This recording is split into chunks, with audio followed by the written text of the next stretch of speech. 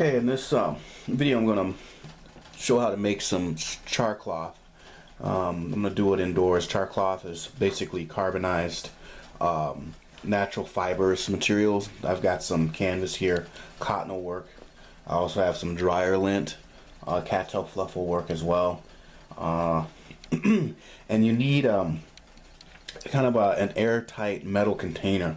So it's not very primitive per se. It's more kind of like a traditional skill. At any rate, it's a very good, char-cloth is a good fire making tool to have in your emergency preps or in your go bag or whichever. It makes quick work of making a fire as opposed to fire by friction methods, for example. So here I have a tin can. Altoids tend to work really well. It should be airtight. These types of cans have hinges on them, so there will probably be some air that or gas that needs to escape. And I bet there's a couple of different Altoid ones here. There's the Curiously Strong wintergreen and the peppermint, and then this is a really small one. I'm going to reserve this for later because this will be a handy little kit just to keep in a glove box or even a smaller go bag. So I just picked this up to show. What you're going to do is you're going to take your airtight metal container, and in this case it's an Altoids, and you're going to take a nail and you're just going to drive or puncture a hole in the top of it. Okay, so you just need one hole to escape, especially if it's airtight, right?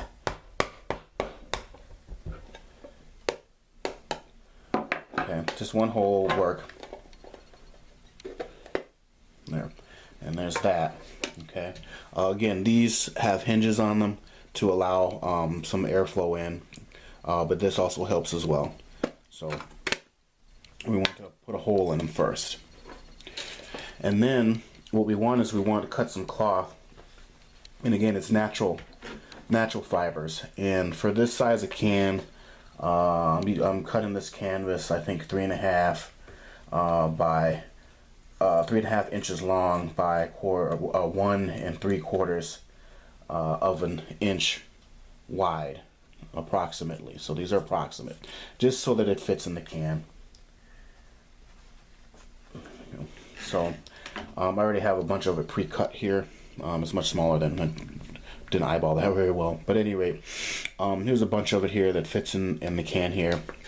And again, the important thing is it should be natural, cotton base, natural fiber, to get this to work properly. So what we then do is you want to take your your fibers and just place them in your can, just like so. Just place a few in here. I could probably do all of these.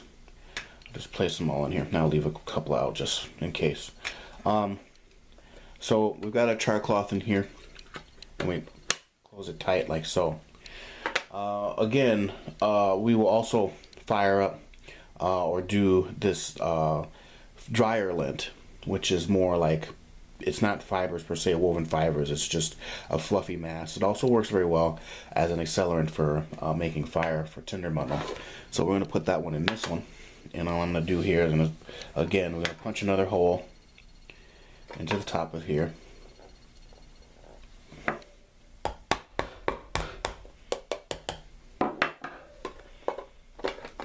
That's it. This is just the finishing nail. And then we'll take these dryer lint straight from the dryer and just make little balls here and just place this in here.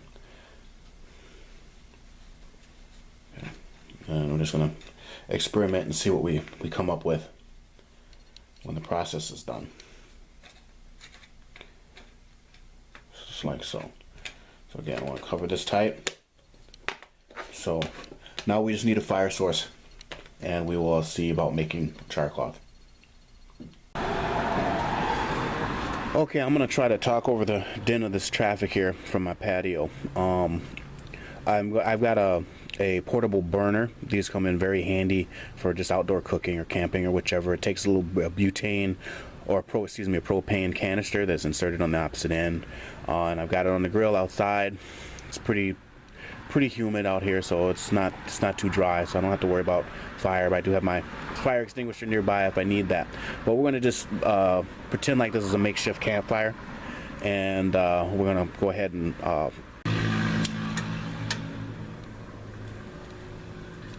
okay, so all you really have to do is, I don't have a grate for this, but I'm just going to go ahead and carefully place our cotton, or our canvas cloth in the can, sealed, right on the eye.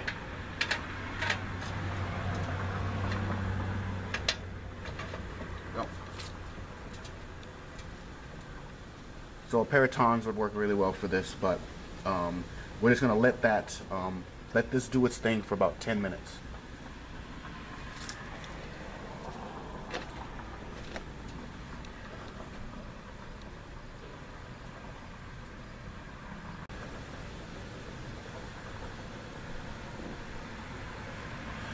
Okay, if you notice where the brightest flame is from the top, that's where the gases are escaping as the fibers are carbonizing inside of the tin. So that's what was the importance of the hole.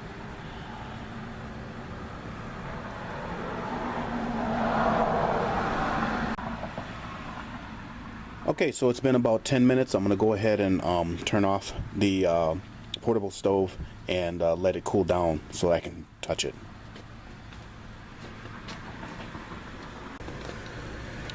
Okay, I'm going to swap these out, and haha, I got some tongs this time. Set this over here. This one's filled with our dryer lint. I'll place that there.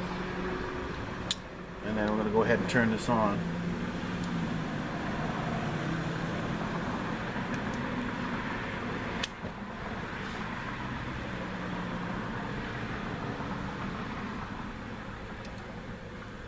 And while this one is cooling off, we'll go ahead and process this one.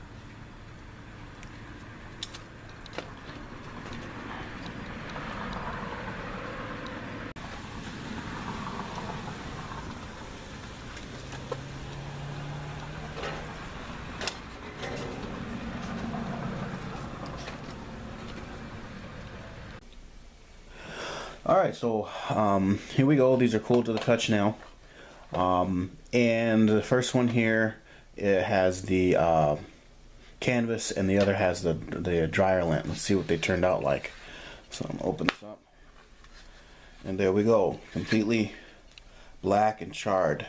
Okay, so this is what we want. It shrank a bit, but this is not bad. This is exactly what we want. And then for the dryer lint, this is what we get here. Like so. So it still has some composure. It's something you can keep in a kit or in a little tin here, but it's not as durable as, say, the fabric. So so we pick up the fabric here. This is what we got. It's kind of brittle, but it's a little bit more stable than the dryer lint. Now I have two different strikers here, fire starters here, basically from a camping store, and this is just the ferserum rod with the striker here, and these are attached to one another, so it's hard to lose them. And then I have a ferro or ferserum and magnesium block here with the ferserum on one side, and the striker is in this hand here, and the striker is what throws the sparks, but you also use the striker to shave off the magnesium, which helps accelerate catching a spark. So that's how this particular flint and steel striking method works. So what I would do is I'm going to take these out to the field, and we're going to give these a try. We're definitely going to try the Char-Cloth here. And just for close up here, basically what you want to do is you want to hold the char-cloth with the edge parallel to your striker, and then you want to take your striking tool and you want to just nick it. So you want to go on a downward glancing strike to throw sparks. Okay, so that's essentially what it is. So you just want to kind of go clack, clack, clack. I'm not going to do it in the house here, but you'll hit, and then usually a spark will throw and it'll catch, and then you put this in your tinder bundle and then blow it to flame. For the dryer lint, or this more fibrous type of char material, you're better off throwing a spark into it. So we're going to do that right now, and then we're going to go out to the field and try the char-cloth.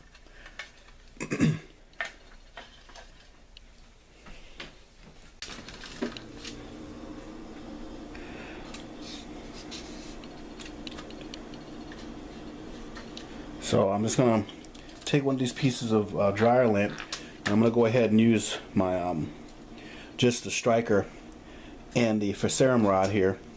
And one of these has a lip, which actually on this has a rough lip, which will help throw the spark. So if I just hold this in place and pull the striker back while flicking the sparks, I might be able to get this to catch. There. So I don't know if you're seeing this, but there it is. And it quickly goes inside of the char bundle here, edge here. Okay. There it is. Hopefully you can see the glow.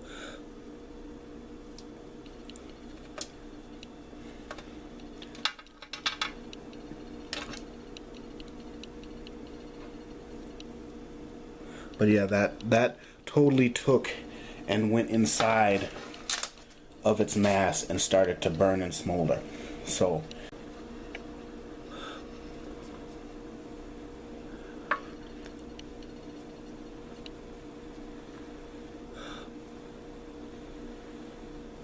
I can feel the heat radiating off of it. But at any rate, yeah, that is actually smoldering, and it catches fire. There, yeah, there was a spark there. So yeah, this is actually burning. It's just hard to see. And then you put this in your tinder bundle, and the radiant heat would catch on. So not very dynamic, not as dynamic as I know the char-cloth will be, but this would work in a pinch. Okay, so let's give this a try with a piece of char-cloth, just so that in case out in the field we have some lighting issues or any other technical difficulties, you get an opportunity to see how the char-cloth takes a spark. So everything's got to be completely dry, and I've got my magnesium and ferro rod striker. I want to throw sparks at it.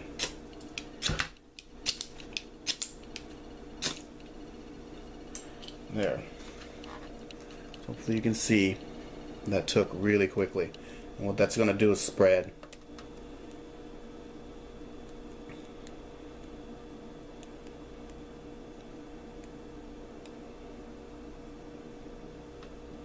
So that's how it's burning. It would then place this in the center of your tinder bundle rather, and then boom, just blow it to flame. So that's how they work. The char-cloth seems a little bit more giving, a little bit more generous as far as taking a spark, as opposed to the tinder balls or the lint balls. But the lint balls work too. Just the char-cloth seems to work a little better.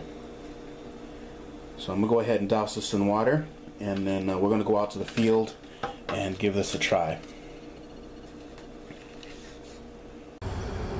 Okay, so I have my char-cloth here against my blade or the striking surface, and then I have my striker here that I'm just going to briskly and sharply hit to throw sparks onto the cloth. And then right there you can see it took really quick and dirty. That's hot. I'll go ahead.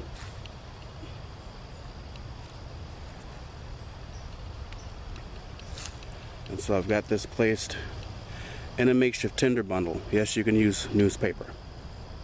Okay, I don't know if this is showing up on camera or not, but that's what it's looking like. Really quick and dirty.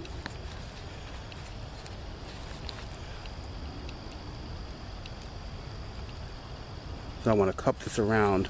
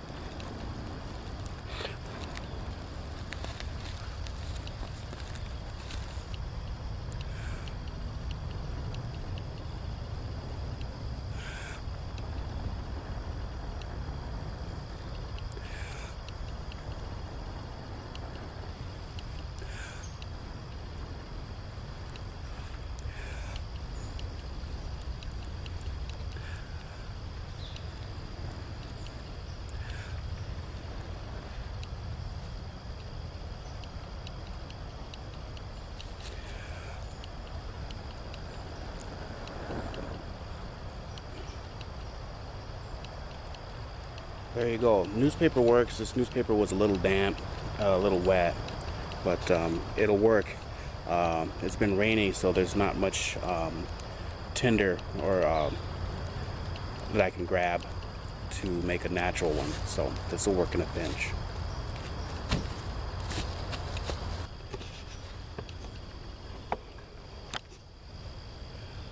So at any rate, that's essentially how you use a striker.